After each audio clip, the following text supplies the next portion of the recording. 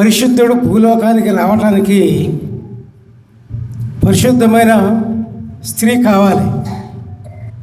లేకపోతే పాపపు స్త్రీ కడుపు నుండి పరిశుద్ధుడు పుట్టలేడు.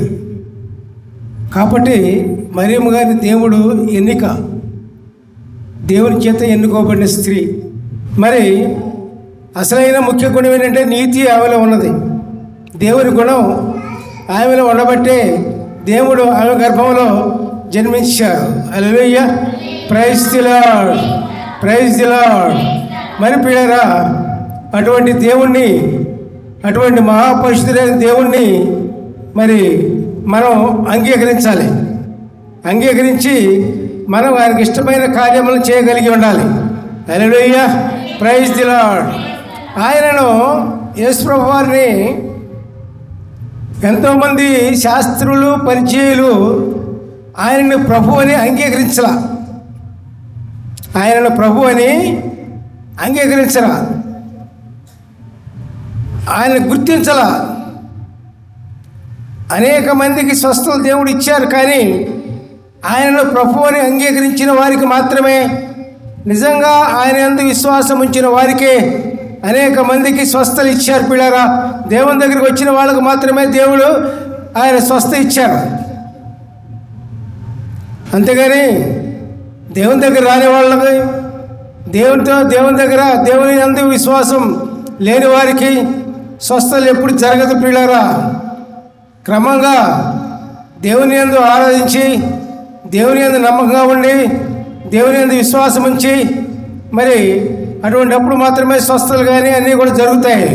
హల్లెలూయా, ప్రైజ్ ది లార్డ్.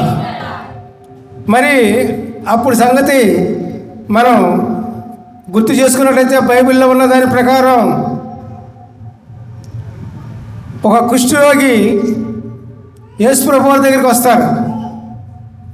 యేసు ప్రభువు వారి దగ్గరికి వచ్చి మరి ఏమని అడుగుతాడంటే, ప్రభువా అని అడుగుతాడు.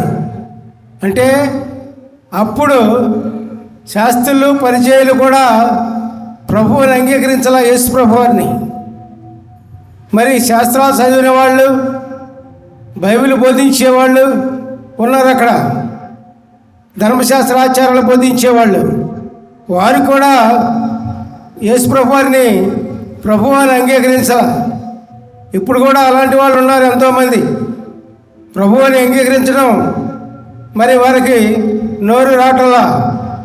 మరి ఎందుకనంటే వాళ్ళ యొక్క హృదయంలో ఉన్నది తీరు అటువంటిది అన్నమాట. దేవునికి స్తోత్రం, హల్లెలూయా, ప్రైజ్ ది లార్డ్.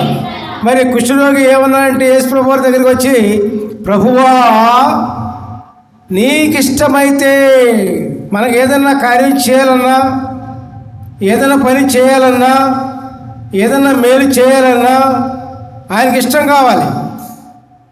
ఆయనకి ఇష్టం కాయిందే మనం ఎన్ని ప్రార్థనలు చేసినా, ఎంత అడిగినా, ఆయన యందు విశ్వాసం లేకుండా, ఆయన ప్రభు అని ఒప్పుకోకుండా, యేసయ్య నిజమైన దేవుడని ఒప్పుకోకుండా, ఆయన కన్యక గర్భవతి అయి కుమారుని కానీ ఆయన ఈ లోకానికి వచ్చారన్న సంగతి తెలియకుండా మరి మనం ఏదేదో ప్రార్థన చేస్తే అది నెరవేర్త పిల్లారా. ముందు ఆయన ఒప్పుకోవాలి. ఒప్పుకున్న తర్వాత ఏమనాలి? నీకిష్టమైతే నన్ను శుద్ధుడిగా చేయి ప్రభు అన్నాడు. హల్లెలూయా, ప్రైజ్ ది లార్డ్. ఎంత గొప్ప ప్రార్థన చూడండి పిల్లారా. నీకు ఇష్టమైతే, నేను బాగుపడాలంటే నీకు ఇష్టమే ప్రభు, నేను చక్కగా ఉండాలంటే నీ ఇష్టమే ప్రభు, నేను సమాధానకరంగా ఉండాలంటే నీ ఇష్టమే ప్రభు, నేను విశ్వాసంగా ఎదగాలంటే నీ ఇష్టమే ప్రభు, నేను ప్రేమగా ఉండాలంటే నీ ఇష్టమే ప్రభు, నాలో మీ యొక్క ఆత్మ ఉండాలి, రావాలి అంటే మీ ఇష్టమే ప్రభు అని దేవునికి ఇష్టం లేకుండా ఏది మనిషి ఇవ్వడండి. దేవుడు అంటే ఇష్టం ఉండాలి, దేవునికి మనమంటే ఇష్టం ఉండాలి. మనమంటే ఎప్పుడైతే ఇష్టం ఉంటుందో అప్పుడు మనకు కావాల్సిన దేవుడు అనుగ్రహిస్తాడు. ఎట్లా ఇష్టం వస్తుంది ఆయనంటే మనకి? ఎట్లా వస్తుంది? ఆయన నిజమైన దేవుడైన ఒప్పుకోవాలి, హృదయపూర్వకంగా ఒప్పుకోవాలి, అనుమానం లేకుండా ఒప్పుకోవాలి, ఎటువంటి సంకోచం లేకుండా ఒప్పుకోవాలి. మనం బాగున్నప్పుడే దేవుడు అంటాం, కొంచెం ఓగు తప్పినప్పుడేమో ఆ దేవుడిది ఏముందిలే అని అనుకుంటాం. మనలో అవిశ్వాసం నిండుగా రగులుద్ది. అట్లా కాదు పిల్లరా. మరి ఈ కుష్ఠరోగి ప్రభువా ఎంత విశ్వాసంతో అడిగాడు చూడండి, ఎంత ఇష్టంగా అడిగాడు చూడండి. మరి ఇటువంటి ప్రార్థన చేసాడు అడగండి. కుష్ఠరోగి చేసిన ప్రార్థన మరి అక్కడ శాస్త్రులు పరిచయం చేయలేకపోయారు. వాళ్ళు దేవుని విశ్వసించలేకపోయారు, ప్రభుని విశ్వసించలేకపోయారు, ప్రభుని నమ్మకం ఉంచలేకపోయారు. హల్లెలూయా, ప్రైజ్ ది లార్డ్. ప్రభువా నీకు ఇష్టమైతే నన్ను శుద్ధినిగా చేయగలవనేను. అప్పుడు దేవుడు ఏమన్నారంటే, అందుకు ఆయన చెయ్యి చాపి వాడిని ముట్టి నాకు ఇష్టమే, దేవునికి ఇష్టమైంది, నీవు శుద్ధుడు కమ్ము అని అనగానే తక్షణమే వానికి శుద్ధుడాయను, ఆయన శుద్ధుడాయను. హల్లెలూయా, ప్రైజ్ ది లార్డ్. అక్కడున్న జనాలు ధన్యులు అంటావా? ఈ కుష్ఠరోగి ధన్యులు అంటావా? ఏమండి, ఎవరు ధన్యులు? ఎవరు ధన్యులు చెప్పండి? అన్నీ బాగున్నవాళ్ళు, అన్నీ అవయవాలు ఉన్నవాళ్ళు, ఆ కళ్ళు చక్కగా బ్రహ్మాండ గుడ్లెళ్ళి చూస్తున్న వాళ్ళు, అన్నీ బాగున్నవాళ్ళు ధన్యులా? ఈ కుష్ఠరోగి దేవుణ్ణి విశ్వసించి నీకు ఇష్టమైతే నన్ను శుద్ధినిగా చేయి ప్రభువా అని ప్రభువుని ఒప్పుకున్న వాళ్ళు, ఒప్పుకుని శుద్ధిగా అయినవాడు ధన్యుడా? ఎవరు ధన్యుడండి? కుష్ఠరోగి ధన్యుడు. దేవునికి స్తోత్రం, హల్లెలూయా, ప్రైజ్ ది లార్డ్. ఆ కుష్ఠరోగి పరలోక రాజ్యం. అర్థమైందా? దేవునికి స్తోత్రం చేయండి. Hallelujah, praise the lord, praise the lord. ఈ లోకంలో ఎన్ని ఉన్నా మనకి, ఎంత ధనం ఉన్నా, ఎంత సౌందర్యం ఉన్నా, ఎంత మనకు అందం ఉన్నా, ఎంత ఆస్తులున్నా, ఎంత అధికారం ఉన్నా ఎవడో ధన్యులు కాదు. కానీ పిల్లరా, ఈ కుష్ఠరోగిలాగా ఎవరైతే దేవుని ప్రభువాని ఒప్పుకొని నీకు ఇష్టమైతే నా దగ్గర రా ప్రభువా అని ఎవరైతే అంటాడో, ఎవరైతే ఆయన యందు విశ్వాసం ఉంచుతాడో ఆడు ప్రతి ఒక్కడు కూడా ధన్యుడే. దేవునికి స్తోత్రం. మిమ్మల్ని ఉద్యోగాలు చేయొద్దని కాదు, వ్యాపారాలు చేయొద్దని కాదు, అధికారులు చేయొద్దని కాదు. నీ మనసులో దేవుడు ఉండాలి. నీ మనసులో దేవుణ్ణి ప్రభువుని అంగీకరించాలి.